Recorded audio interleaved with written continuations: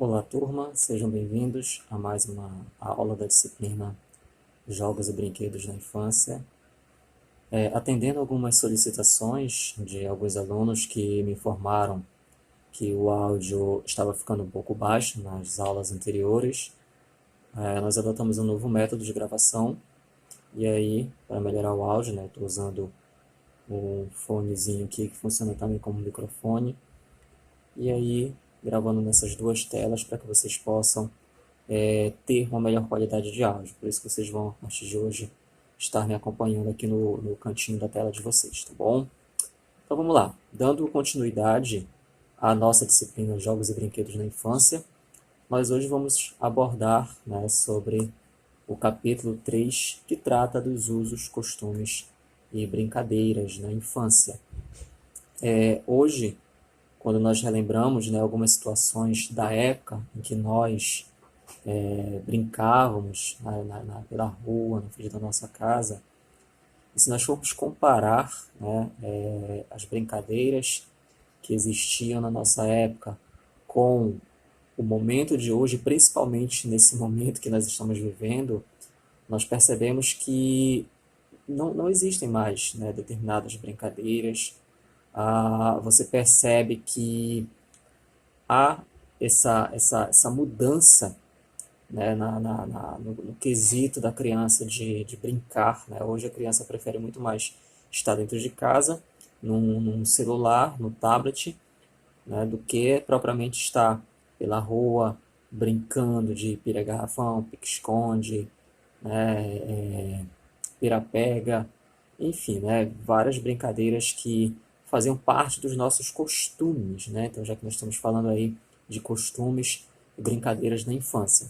Inclusive, a gente vai, posteriormente a essa aula, estar lançando uma proposta de trabalho para vocês, uma coisa bem básica que vocês vão fazer pelo próprio celular mesmo de vocês, tá? Sem precisar mandar nada escrito. Apenas uma para a gente poder recordar algumas brincadeiras tradicionais. Mas a gente fala sobre isso posteriormente, tá certo?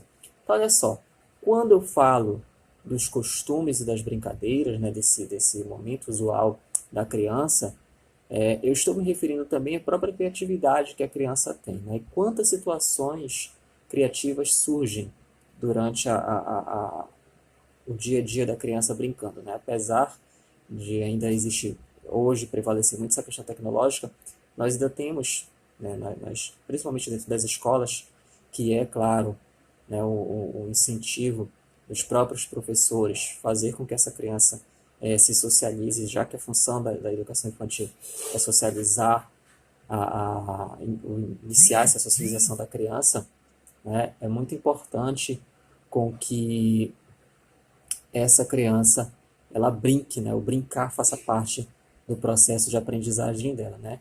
E várias situações criativas vão surgindo, né, nesse momento da criança, né? Principalmente quando a gente fala do simbolismo, né? Dos jogos simbólicos, das brincadeiras simbólicas, que é quando a criança acaba ali, né, atribuindo o imaginário dela a outros artefatos que porventura não seriam usualmente um brinquedo, mas que nas mãos dessa criança, pela sua imaginação, acabam se tornando um brinquedo, né? Acabam fazendo parte ali do seu cotidiano de jogo, de brincadeira dela dentro da escola, que ela acaba também levando para casa dela, né? Quantos de nós não temos filhos em casa que de repente pega uma caixinha e faz que é um carro, pega um tubo, né, e faz que é boneca, e isso é usar o imaginário, né? Tem muitos que de repente podem dizer, ah, mas é porque de repente a criança não tem a condição, a família não tem condição financeira de dar um brinquedo, dar uma coisa melhor.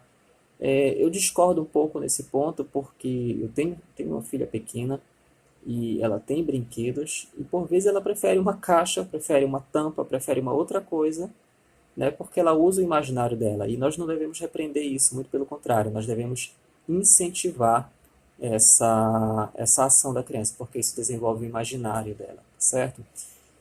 Então, olha só, afirmar, né, que um determinado tipo de comportamento ou um jogo, tá, ou que um determinado objeto, né, um brinquedo, dependerá do contexto no qual a criança está inserida, né? Podemos afirmar, né, que a utilização do jogo, a utilização do brinquedo, a utilização desse objeto vai depender muito também desse contexto social da criança, né?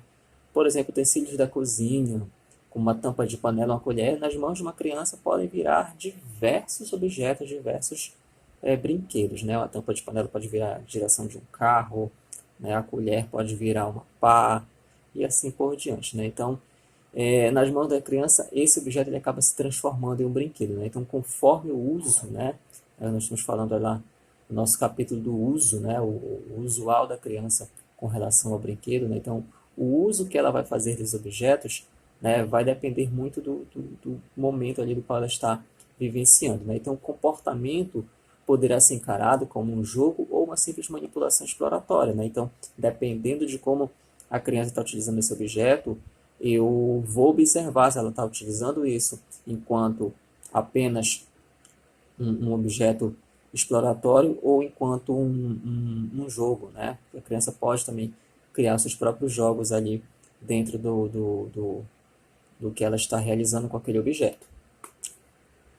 Bom, e aí, já que nós estamos falando desse imaginário, a gente tem que abordar, né, esse tópico importantíssimo que é o brincar do faz de conta, né, o jogo simbólico. E um outro ponto que eu ressalto também para vocês, que nesse imaginário, nesse brincar simbólico, é natural a criança, por vezes, criar os seus amigos imaginários, as suas companhias imaginárias, né?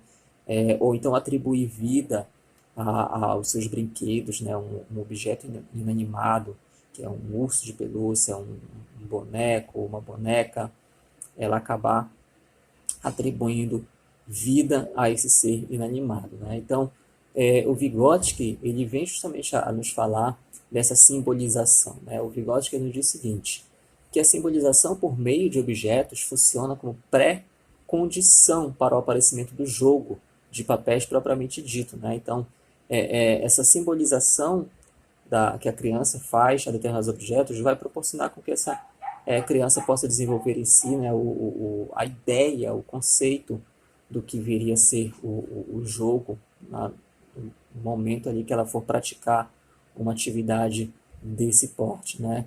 Assim, a interpretação feita pela criança das ações que o adulto realiza em seu cotidiano e uma forma original de simbolização. Então, essa criança, quando ela simboliza, né, ela está interpretando ações que o próprio adulto realiza no seu cotidiano, né? Se ela vê, por exemplo, o pai dirigindo, ela vai pegar uma tampa de panela e vai fazer da tampa de panela a direção dela, né? Então, ela acaba trazendo para aquele imaginário, para aquele momento, ela acaba trazendo a relação que ela tem para com seus pais no dia a dia. Se ela observa, vai acabar repetindo aquela ação dentro ali do imaginário dela, do momento que ela estiver com aquele objeto que não é um brinquedo, mas que nas mãos da criança se torna um brinquedo, tá? Então, para esse autor, né, para o Vygotsky, a mudança no conteúdo da brincadeira da criança está intimamente relacionada com a mudança na natureza das atividades apresentadas por ela, né? Então, a criança, conforme ela vai avançando nas suas etapas de vida, nas suas etapas de desenvolvimento, ela vai, consequentemente, passar por mudanças no conteúdo que ela quer brincar, né? Por exemplo, você vê que muitas crianças, quando chegam em uma determinada idade, já não querem brincar, né, mais com aquele brinquedo, não querem mais brincar com aquele objeto, né? As meninas, por exemplo, chegam a determinada idade e já não querem mais as bonecas, né? Já não fazem mais questão das bonecas. Então, aí às vezes já podem pegar um outro brinquedo e fazer desse brinquedo como se fosse ali o seu pote de maquiagem. Um exemplo, uma suposição aqui, né? Então você percebe que isso daí está condicionado na visão do Vygotsky com a mudança de natureza dessa criança, né? Proporcionada pelo avanço das suas etapas de vida, tá certo? Contudo, brincar ele possibilita a criança realizar desejos irrealizáveis. Olha o exemplo que eu falei agora há pouco da maquiagem, né? De repente, aquela criança que ainda tem 10 anos de idade, a gente sabe que não é o correto, uma criança com 10 anos de idade já está se maquiando, uma menina, por exemplo, e ela pega um determinado objeto e finge que aquele objeto é uma maquiagem, pega um lápis de cor, por exemplo, e passa nos lábios, fingindo que é batom. Né? Isso daí, na visão e desse pensamento do Vygotsky, é essa criança realizando desejos que até aquele momento são irrealizáveis. Né? Não é o correto o pai, a mãe, pegar o batom de verdade e dar para a criança passar nos lábios. Não é correto pegar um estojo de maquiagem e dar na mão da criança para a criança se maquiar. Né? Nós sabemos que aquilo vai acabar sendo prejudicial para essa criança, né? Não tanto na sua concepção psicológica, porque nós estamos ali contribuindo para adultizar essa criança, como também na questão física, né? Que isso pode acabar ocasionando algum tipo de, não é minha área, mas alguns amigos já me falaram que são da área, que pode causar tipos de problemas na pele e tudo mais, né? Então, isso daí nós devemos sempre evitar, né? Então, a criança acaba realizando esse desejo irrealizável através do uso desses outros objetos. Né? Porque para a criança é um prazeroso para ela estar realizando aquilo. Né? E ela vai, de repente, encontrar dentro dela motivação. Né? De repente, ela vê a mãe se maquiando e tudo mais, ela tem um incentivo, né? Um incentivo, por assim dizer, visual, que ela vê a mãe se maquiando, que para ela acaba tornando-se um motivacional, né? E é prazeroso para ela quando ela acaba realizando aquilo, né? Então isso daí vai acabar impulsionando essas ações livres de exploração da criança, tá certo? Em situações de brincadeiras, a criança ela desenvolve a intencionalidade e a inteligência. Então, olha só que coisa bem interessante, né? Que o brincar, ele mesmo brincar, e aqui a gente está falando especificamente do brincar simbólico, ele vai contribuir para o desenvolvimento da criança. Né? Então, se está aí, de repente, na tua cabeça aquela preocupação de, será que é interessante o brincar simbólico para o desenvolvimento da criança? Está aqui o que o autor nos diz, o que os estudos de Vygotsky nos apontam, né? Que essas situações de brincadeiras, elas proporcionam, sim, um desenvolvimento de intencionalidade e inteligência na criança. Né? Então, de repente, a criança ela já vai ali, né, ter ciência das intenções dela ao realizar aquela maquiagem, mesmo que fictícia. A criança ela vai ter a inteligência desenvolvida para, de repente, ter um discernimento de que se ela vai para um evento mais ocasional, mais formal, que ela precisa se produzir, de repente, isso daí tudo faz parte de uma construção cognitiva, de uma construção de inteligência dessa criança, né? E o Vygotsky também ele vem associar, né, a cultura e o uso dessas ferramentas, né, ao desenvolvimento da inteligência. Né? Então, esse costume, quando a gente fala costume, lembra do tópico do inicial do capítulo lá do nosso módulo. Né? Costume é cultura. Uma das vertentes, uma das características da cultura são os costumes que nós temos, que nós desenvolvemos, que nós adquirimos ao longo da nossa trajetória histórica. Então, o Vygotsky ele nos diz que o uso da cultura, né, a inserção cultural, né, e o uso dessas ferramentas, que ferramentas são essas? As ferramentas simbólicas, né, elas são propícias ao desenvolvimento da inteligência. Né? Então, ele afirma que não há uma fronteira ali impenetrável entre a fantasia e a realidade. Muito pelo contrário, a criança, ela por vezes acaba até misturando, né, o que é fantasia e o que é realidade. Ela não tem limites ali para a sua imaginação, para o seu desenvolvimento imaginário, tá certo? Mas isso não é prejudicial. Né? Claro, conforme o avanço da idade da criança, a tendência é esse imaginário ir diminuindo um pouquinho, né? Ou adquirindo novas formas de imaginação. Ela já se imaginar, de repente, uma professora, um professor, um médico, um advogado. Né? Isso daí a gente precisa também observar essas questões aí. Eu não vou poder ter uma criança de 11 anos, né? Ainda, de repente, tendo a imaginação de que, sei lá, de que a galinha pintadinha aqui vai estar conversando com ela, né? Então a gente precisa também ter algumas observações, né, para ver se não está tendo alguma interferência no desenvolvimento cognitivo dessa criança, tá certo? Para de repente fazer ali uma intervenção. Bom, então olha só, né? Ele defende, né, a existência de diferentes formas de vinculação entre a atividade imaginativa e a realidade, né? Então, o Vygotsky ele defende que deve, né, haver esse vínculo aí, né, no que tange o aprendizado da criança, o desenvolvimento da criança, entre o que é a imaginação e o que é a realidade, né? E, claro, volto a dizer, nós, enquanto educadores, temos apenas que observar, né, até a etapa que essa criança se encontra, a idade dessa criança e o que ela está imaginando naquele presente momento, tá certo? Bom, na cultura popular, a brincadeira tem a função de perpetuar a cultura infantil, né?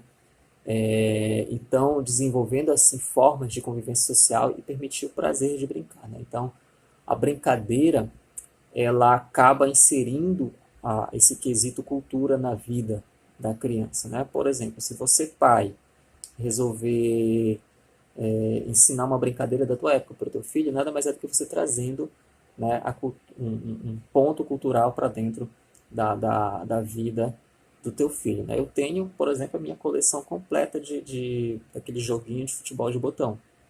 E eu já falei que um dia eu vou ensinar a minha filha a jogar futebol de botão. Se ela vai querer, é outra história, né?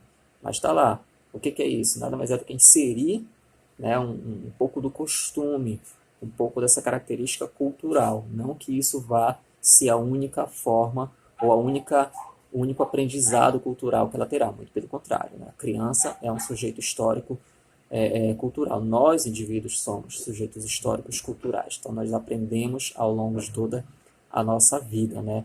Então, nada mais é do que trazer um determinado elemento que, de repente, fez parte lá da minha história. E aí, né, eu, porventura, gostaria que ela, pelo menos, conhecesse e tivesse ali acesso a